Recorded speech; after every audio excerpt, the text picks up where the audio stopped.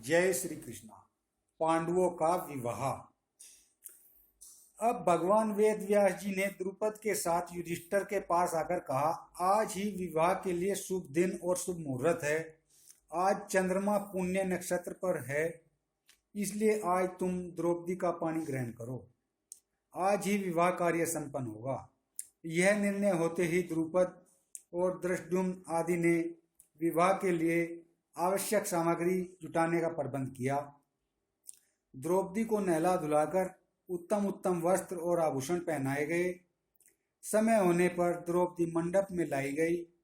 राज परिवार के इष्ट मित्र, मंत्री, ब्राह्मण, परिजन, पुरुजन बड़े आनंद से विवाह देखने के लिए आकर अपने अपने योग्य स्थानों पर बैठने लगे।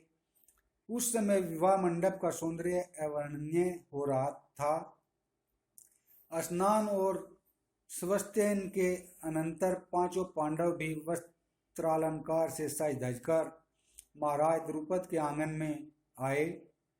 उनके आगे आगे तेजस्वी पुरोहित धूम में चल रहे थे। वेदी पर अग्नि प्रज्वलित की गई। युधिष्ठिर ने विधि पूर्वक द्रौपदी का पानी ग्रहण किया। हवन हुआ और अंत में भांवरे फिराकर विवाह क्रम समाप्त किया। इस प्रकार शेष भाइयों ने भी क्रम से एक एक दिन द्रौपदी का पानी ग्रहण किया। इस अवसर पर सबसे विलक्षण बात यह हुई कि देवर्षि नारद के कथनानुसार द्रौपदी पुनः प्रतिदिन कन्या भाव को प्राप्त हो जाया करती थी। विवाह के अनंतर राजा द्रुपद ने दहेज में बहुत से रत्न, धन और श्रेष्ठ सामग्रियां दी। रत्नों से जड़ी राशें, लगाम, उत्तम जाति के घोड़ों से जुते 100 रथ, 100 हाथी, वस्त्राभूषण विभूषित 100 दासियां प्रत्येक दामाद को दी। इसके अतिरिक्त भी बहुत सा धन, रत्न और अलंकार पांडवों को दिए गए। इस प्रकार पांडव अपार संपत्ति और स्त्री रत्न द्रौपदी को प्राप्त करके राजा द्रुपद के पास ही सुख से रहने लगे। द्रुपद की रानियों ने कुंती के पास आकर उनके पैरों पैर सिर रखकर प्रणाम किया। रेशमी साड़ी पहने द्रौपदी भी सास को प्रणाम करके हाथ जोड़े नम्र भाव से उनके सामने खड़ी हो गई।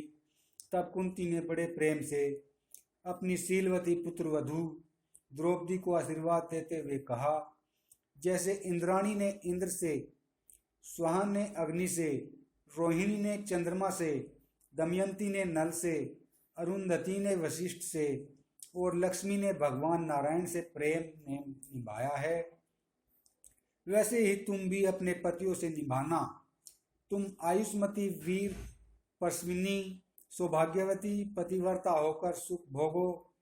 अतिथि, अभ्यागत, साधु, बूढ़े और बालकों की आवभगत तथा पालन पोषण में ही तुम्हारा समय व्यतीत हो। तुम अपने सम्राट पतियों की पटरानी बनो। जगत के सारे सुख तुम्हें मिले और तुम 100 वर्षों तक उनका उपभोग करो। भगवान श्री कृष्ण ने पांडवों का विवाह हो जाने पर भेंट के रूप में वैदुर्य आदि मणियों से जड़े हुए स्वर्णालंकार, कीमती कपड़े, देश विदेश के बहुमूल्य कंबल, दुशाले, सैकड़ों दासियां, बड़े बड़े घोड़े, हाथी, रथ, करोड़ों मोहरे और सैकड़ों सोना भेजा। युधिष्ठिर ने भगवान श्री कृष्ण की प्रसन्नता के लिए सब कुछ बड़े हर्ष से स्वीकार कर लिया। इस प्रकार पांडवों का विवाह हुआ। जय श्री कृष्णा।